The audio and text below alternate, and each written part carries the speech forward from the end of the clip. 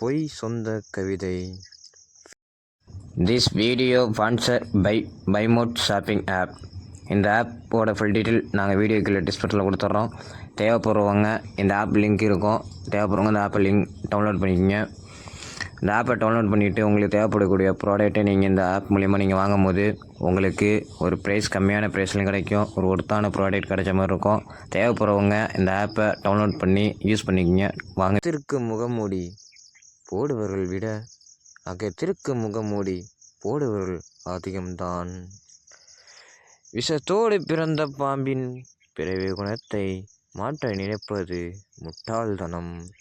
வேஷம் போடும் உறவுகளுக்கு நடுவில் உண்மையான பாசம் தோற்றுத்தான் போகிறது. உறவினர்கள் தரும் வழி மரணத்தை விட கொடியது. அதனால்தானோ உறவுகள் வெறுக்க தோன்றுகிறது. சிறிய வயதில் பாசத்தை காட்டிய உறவுகள் வளர்ந்த பிறகு பாசம் என்ற சொல்லை வாயில் மட்டும் பேசுகிறது. வெளுத்தது எல்லாம் பால் என்று உறவுகளை நம்பினேன். நெஞ்சை காக்கும் போதுதான் தெரிந்தது விஷம் என்று. குறை சொல்லத்தான் உறவுகள் உள்ளது, நிறைய பொய் என்ற சித்தரித்து விடுகிறது. உன்னிடம் ஒன்று பேசிவிட்டு வெளியே ஒன்று பேசும் கேவலமான மனிதர்கள் வாழும் உலகம் இது.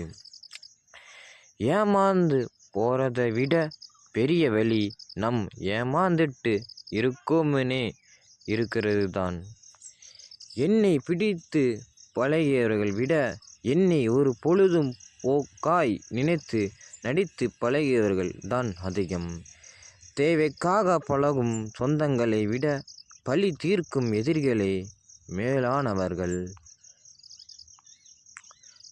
துரோகத்தின் முதல் விதை அதிகபட்சம் நம்பிக்கையால் தான் துவங்கப்படுகிறது.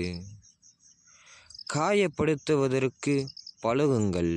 உங்களுக்கான நிறைய போலி நண்பர்கள் காத்திருக்கிறார்கள். சில சமயங்களில் போலி மனிதர்களை கூடவே வைத்திருப்பது நல்லது. ஏனென்றால் உண்மையானவர்களை யார் என்பதை நீங்கள் புரிந்து கொள்வீர்கள்.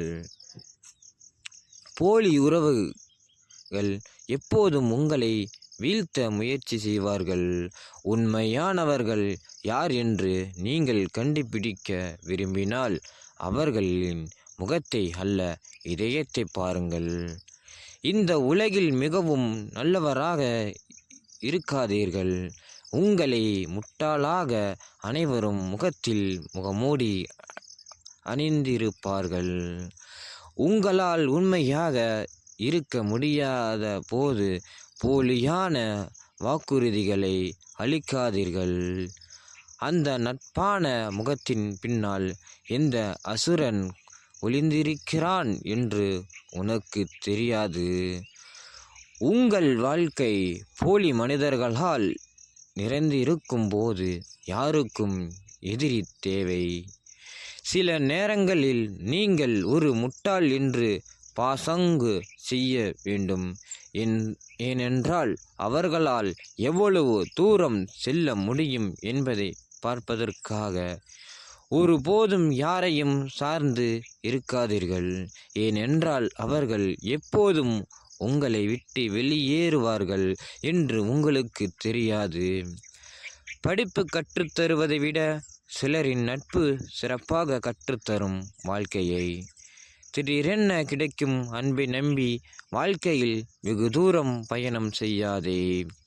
அளவு என்பது உப்புக்கும் மட்டுமல்ல, சில உறவுகளுக்கும் தான். வாழ்க்கையில்